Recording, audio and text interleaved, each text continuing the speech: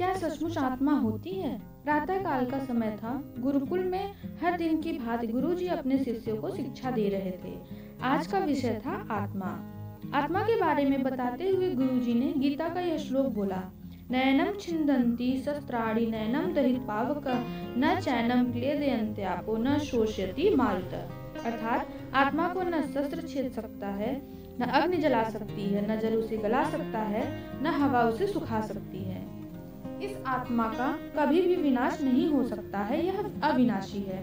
यह सुनकर एक शिष्य को जिज्ञासा हुई। वह बोला, किंतु गुरुवर यह कैसे संभव है? यदि आत्मा का अस्तित्व है तो वह अविनाशी है, तो भला वो इस नाशवान शरीर में कैसे वास करती है और वो हमें दिखाई क्यों नहीं देती? क्या सचमुच आत्मा होती है? गुरुजी मुस्कुराए और बोले, पुत्र, आज तुम रसोई घर से एक कटोरा दूध ले लेना और उसे सुरक्षित अपने कमरे में रख देना और कल इसी समय वह कटोरा लेकर यहाँ उपस्थित हो जाना। अगले दिन शिष्य कटोरा लेकर उपस्थित हो गया।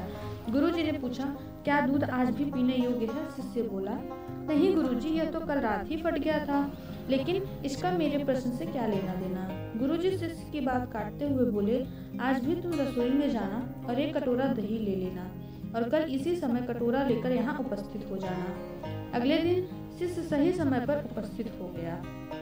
गुरुजी ने पूछा, क्या दही आज भी उपभोग हेतु ठीक है? शिष्य बोला, जी हाँ गुरुजी, ये अभी भी ठीक है। अच्छा ठीक है, कल तुम फिर इसे लेकर यहाँ आना, गुरुजी ने आदेश दिया। अगले दिन जब गुरुजी ने शिष्य से दही के बारे में पूछा तो उसने बताया कि दही में खटास आ चुकी थी और वह बहुत कुछ खराब लग रही थी। इस पर गुरुजी ने कटोरा एक तरफ रखते हुए कहा, कोई बात नहीं, आज तुम रसोई से एक कटोरा घी लेकर जाना और उसे तब लेकर आना जब वो खराब हो जाए। दिन बीतते गए पर घी खराब नहीं हुआ और शिष्य रोज खाली हाथ ही गुरु के समक्ष उपस्थित होता रहा। फिर एक दिन शिष्य से रहा नहीं गया और उसने पूछ लिया, गुरुवर, मैंने बहुत दिनों पहले आपसे प्रश्न किया था कि यदि आत्मा का अस्तित्व है, वो अविनाशी है, तो भला वो इस नाशवान शरीर में कैसे वास करती है और वह हमें दिखाई क्यों नहीं देती? क्या सचमुच आत्मा होती है? पर उसका उत्तर देने की बजाय आपने मुझे दूध, दही, घी में उलझा दिया। क्या आपके पास इसका कोई उत्तर नहीं है? इस बार गुरुजी गंभीर होते हुए बोले, वत्स, मैं ये सब तुम्हारे प्रश्नों का उत्तर देने के लिए ही तो कर रहा था। देखो, दूध, दही और घी सब दूध का ही हिस्सा हैं, लेकिन दूध एक दिन में खराब हो जाता है, दही 2-3 दिनों में, लेकिन शुद्ध घी कभी खराब नहीं होता। इसी प्रकार आत्मा इस नाशवान शरीर में होते हुए भी ऐसी है कि उसे कभी नष्ट नहीं किया जा सकता है। ठीक है गुरुजी, मान लिया कि आत्मा अविनाशी है, लेकिन हमें घी तो दिखाई देता है पर आत्मा नहीं दिखती।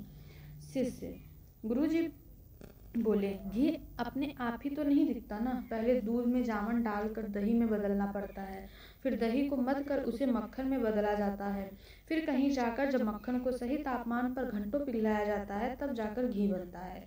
हर इंसान आत्मा का दर्शन यानी आत्मदर्शन कर सकता है, लेकिन उसके लिए पहले इस दूध रूपी शरीर को भजन रूपी जामन में पवित्र बनाना पड़ता है। उसके बाद कर्म की मथनी से इस शरीर को दीन दुखियों की सेवा में मथना होता है और फिर सालों तक साधना व तपस्या की आंच पर इसे तपाना होता है, तब जाकर आत्मदर्शन संभव हो पाता है।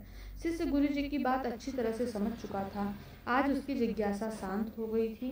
उसने गुरु के चरण स्पर्श किए और आत्मदर्शन के मार्ग पर आगे बढ़ गया। Thank you for watching.